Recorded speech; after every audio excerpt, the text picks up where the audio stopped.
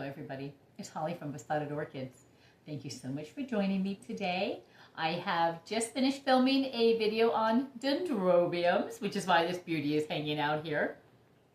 I didn't want to put it away, it's just too pretty. But, so you'll have to watch for that video. If you haven't seen it, go see the video on my dendrobiums. So we want to leave her here just because she's so pretty. There. But what we're going to talk about right now are twinkles. If it's distracting, I'm sorry. It's just really, really pretty. We're going to leave it here. Let's talk about the twinkles. Twinkles seem to be everybody's favorite. They just adore it. It's so cute. It's so dainty. It has that beautiful vanilla scent that comes out that can sometimes read a little baby powderish. I don't care for that as much. But when it is emitting just that beautiful earthy vanilla, it's absolutely stunning. They are very reliable. I'm teasing you, I'm not showing you it yet. They're very reliable bloomers. When you get a new growth, you can pretty much be certain that when it does flower, you're going to get two. You're going to get one off each new growth. It's pretty reliable that way. They're easy care. They like their moisture. They're not one that likes to dry out. They are in the Oncidium family. They're just a smaller version. They're not like your big giant Oncidiums. Case in point, let me show you. Look at this one. I'm not going to get out of the picture. I'm not going to show you that one yet. This is Yellowbird. And it is starting to spike. See if I can... Somewhere there's a spike. Over there. But there's like 6 or 8 spikes on here already. Growing in a clay pot, a rather nice one I did find at a thrift store, and it's growing with sphagnum bark with a little bit of sphagnum in it, as you can see there. Look at the size of that.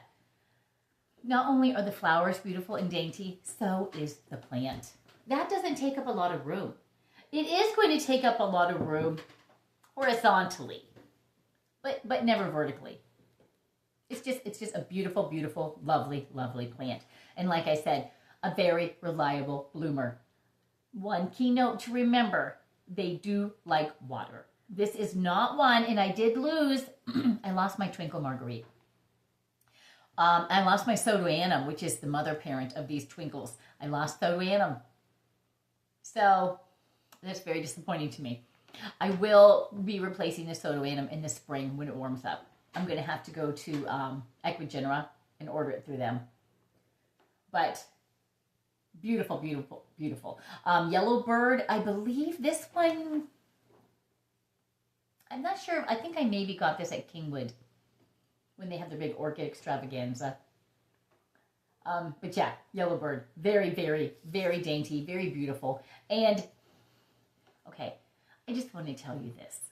I want to be very, very clear about this. Go have your coffee, go do your laundry, go on vacation, go read War and Peace, go find something to do. When you see your spikes, don't sit around waiting for these. Do not sit around waiting for this orchid to form a bud, let alone a bloom. It's a long process. You could read The Count of Monte Cristo. You could read War and Peace. You could read Anna Karenina. You could read all of those while these go from spike to this. Don't sit around watching this orchid. This is not one that you need to wait with bated breath. This is not the one. This is a slow, slow go. I'm telling you, it would drive you mad. Just forget about it. Just completely forget it even exists except to water it. Because this takes a very, very long time. It just does. See if we can get it to stop shaking about. I'll just have to put a close-up of the bloom on. But as you can see, when they do start blooming and opening, it's well worth the wait. But yeah, go on about your life. Go about your life. Stop shaking. Look at that. Beautiful, beautiful bloom. Beautiful bloom. And scented like vanilla. I'm starting to smell it. I came down this morning. There's only a few open so far, but I'm not going to count them. But come on, you probably have 100 blooms on here between the two spikes. And like I said, when you get a pseudobulb, which is this right here, this is your pseudobulb, and you see the branching go this way and the branching come this way, you will most likely have a spike coming out of each of those, which is really, really nice. So when this plant matures and gets larger, more and more pseudobulbs come on. And this is one, unlike the dendrobiums, I just put a video out, that when a pseudobulb is done, yeah, they don't bloom again. You're not going to find, unless I'm highly, highly mistaken and just don't know what's going on in life anymore, this pseudobulb is a one-time bloom. I'm second guessing myself now, but they are. But still, you want to keep them. They do add hydration and nutrients to the plant. You never want to get rid of a healthy growth on any orchid. You just do not. But yeah, can you imagine this when it is blooming? Now, some people do take them. You could very carefully stake both of these up. I'm not going to break this. Definitely not going to break this. I've waited a long time for this. You could stake them both more closely together. Very carefully stake them. We don't want to damage this. Because like I said, you've read a lot of novels. You've lived your life. You've done great adventures. You've done a lot of things while you waited for this. This orchid is an interminably long wait. I can't stress that enough. This one I did get in spike from Carmela Orchids 2.5 months ago. I believe it was mid-September. This did come in spike, but it's taken this long for the spikes to go on and develop into buds. You can see all the beautiful little buds, and they're pretty on their own. And then they move into the flowers, and they do last a nice amount of time. It's not one that just you wait forever for it to bloom, and then it blooms, and you're like, wow, it's gone. It will stay around for a while. This is the 1st of November. Like, well, no, we're further than that. No, what are we now? 12th or 13th, something like that. Totally lost where I am in life. But we're mid-November, and this one will be blooming into December. It'll have some blooms still into December. And who knows, maybe, no, I don't think this would be even open for Christmas, even though it's starting to spike now. I don't think we'll see this until January, maybe late January. It's a very, very slow go, I'm telling you. When you see the spikes, it's an exciting time, I understand. But walk away, live your life. This is going to take a long time to turn from that to this. But as you can see, they're both relatively small little plants. They don't get large. Oh, you want to know the name of this one? Let me tell you. This one is Oncidium Kisaki Twinkle OB. And you know, a lot of them, other than being yellow or pink or white, they're all the same, although they're yellow, pink, or white. No, there's so many that different plants, would even though they have the same name, can be a little more muted and head a little more differently. I've seen this one online, the Twinkle OB, and it pushes more yellow. Not screaming yellow like this one's going to be, but it is pushing more yellow. So this one actually feels a little bit more to me, almost has more of that Soto Annum look, if it would be just a little shade deeper.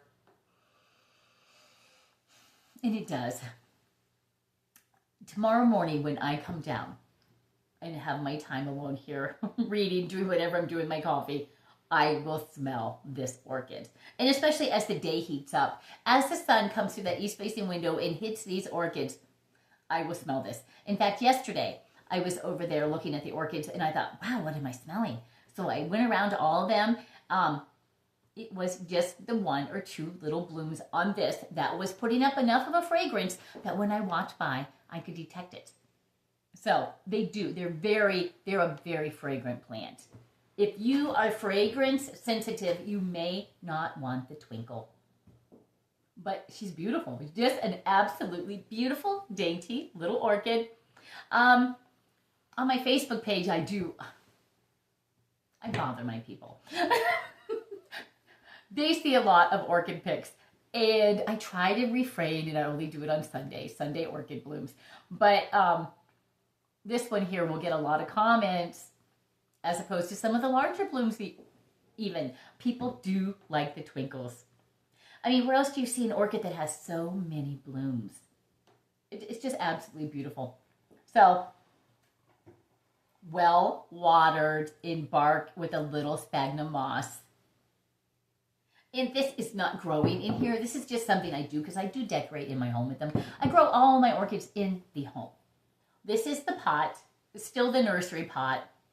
I may this spring when it gets new growth. You don't want to repot an orchid unless it's growing. You want the new roots so it gets down into the bark really well. This one probably will be repotted in the springtime. And being that it is a water lover, I definitely am not going to skimp on the sphagnum. We're not going to leave that out. There's going to be some sphagnum in here. Do you want to go hog wild crazy and just soak it completely in sphagnum? Maybe, depending where you live. If you're in an extremely arid area and you're growing twinkles and you have them in terracotta in particular, you may want to go full on sphagnum moss. In my environment, it could get rather muggy and humid here in the summer. It does dry in the wintertime. But in the wintertime, they're not taking up as much water anyhow. But there you go. And I will show you this when it's fully bloomed. You know I'm going to come back and show you this. But I did want to show you that it does take a very, very long time to go from spikes, which, trust me, they're in here. They're in here. There's lots of spikes hiding in here. It just takes, let me see if I can see one. No, I don't want to damage anything. They will pop out of here in a few days, but it takes a long time to go from this to bloom. In fact, these probably won't even be fully opened, all of these little buds, for another week. So probably right at Thanksgiving, this is going to be something to be thankful for. It's going to be an absolutely fabulous, fabulous orchid. So there you go. A video on the Twinkle orchid. I do have another one in there. It's in recovery mode. It almost bit the dust, but it's pulling around. It does have some new growth forming on it, which is vital. I need to see new growth on all my plants. So here you go. I'm down to 3 twinkles. Sad. But 3 is better than none. And like I said, this one here is yellowbird, so it will be it'll be a very nice bright yellow. So thank you so much for watching. Thanks for checking out my twinkles. There you go. A very, very beautiful, reliable bloomer. If you're not opposed to fragrance, I highly recommend this orchid. Thanks for watching. Please like, share, subscribe, and above all, enjoy your orchids.